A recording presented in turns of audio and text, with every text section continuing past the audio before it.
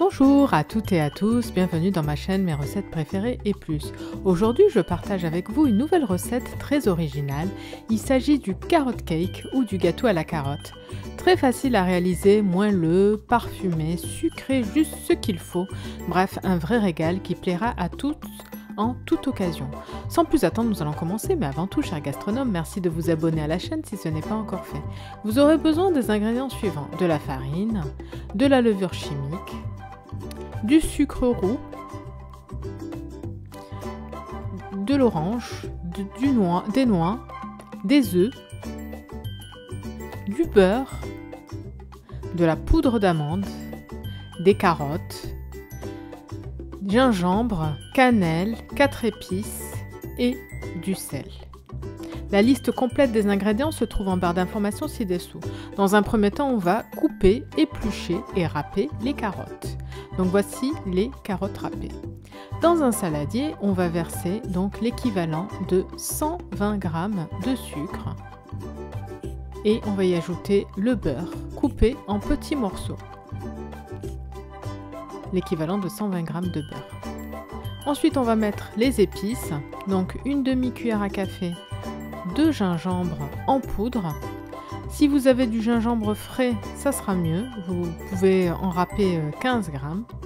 Dans la recette originale de Julie Andrieux, elle a mis du gingembre frais. Ensuite, on met une demi-cuillère à café de cannelle.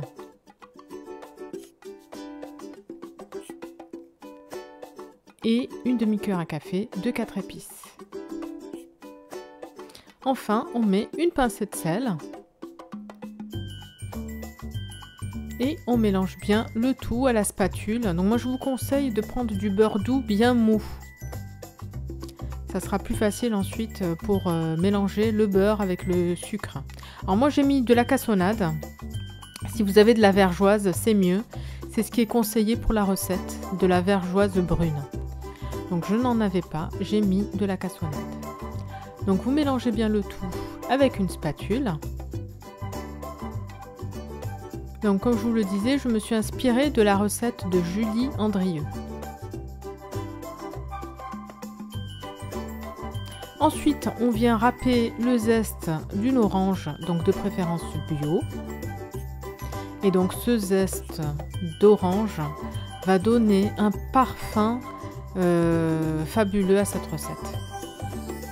Ensuite, on va casser les 3 œufs, donc l'un après l'autre. Après chaque œuf cassé, on vient mélanger le tout.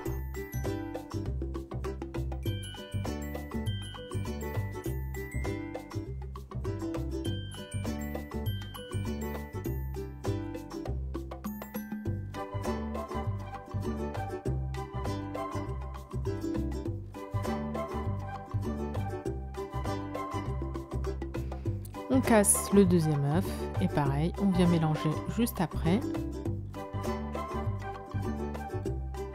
Alors n'hésitez vraiment pas à tester la recette, vous allez vraiment apprécier. On ne ressent pas du tout le goût de la carotte, donc n'ayez pas peur. Un gâteau vraiment très parfumé, très moelleux, vous voyez, très facile à faire. Et vraiment sucré juste qu'il faut, pas trop sucré. Donc moi je me suis permise de diminuer un petit peu le sucre.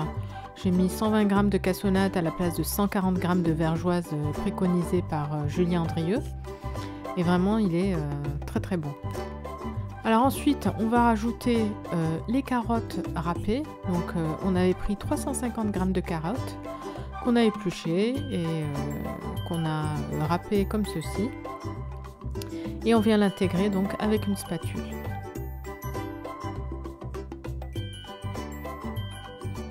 On mélange bien le tout.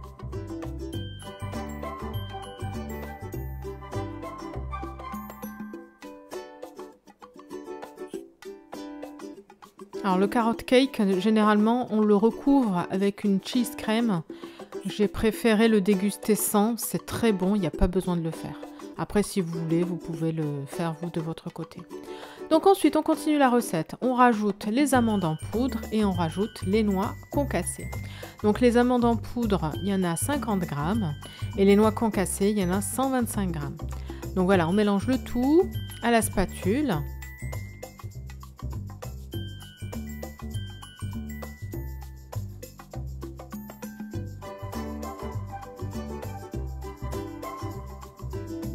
Et ensuite, on vient ajouter la levure chimique, donc l'équivalent de 11 g de levure chimique.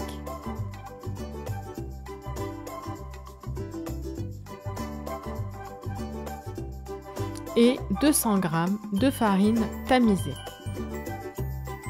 Voilà, on intègre tout ça au mélange et on vient l'intégrer donc avec la spatule en mélangeant délicatement jusqu'à obtenir une pâte bien onctueuse.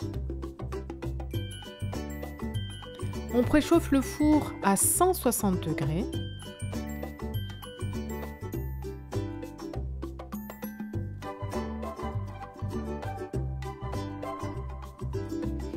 Voilà, vous voyez, ça se mélange facilement, sans aucun problème. Alors si vous voulez faire manger des carottes aux enfants sans qu'ils s'en rendent compte, vous pouvez préparer ce gâteau sans leur dire ce que vous avez mis comme ingrédient.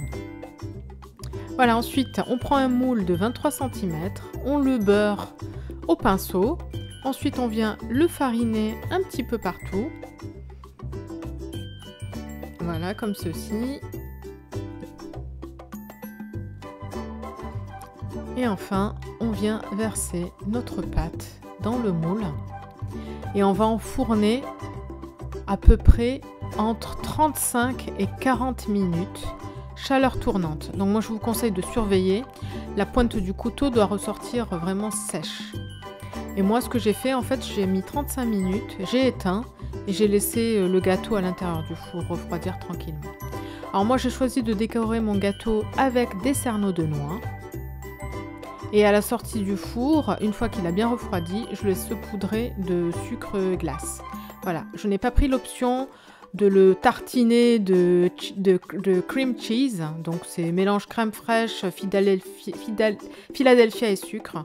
Je trouve que c'est mieux comme ça. Voilà, donc on l'enfourne en 35 minutes et voilà ce qu'on obtient à la sortie du four. N'hésitez pas à tester la recette et à me dire en commentaire ce que vous en avez pensé. Je vous souhaite une très bonne journée et je vous dis à bientôt pour de nouvelles recettes. Merci d'avance de vous abonner à la chaîne pour m'encourager, pour profiter de toutes les recettes, à liker celles que vous appréciez et activer la petite cloche pour être sûr de ne pas en rater. Bye bye!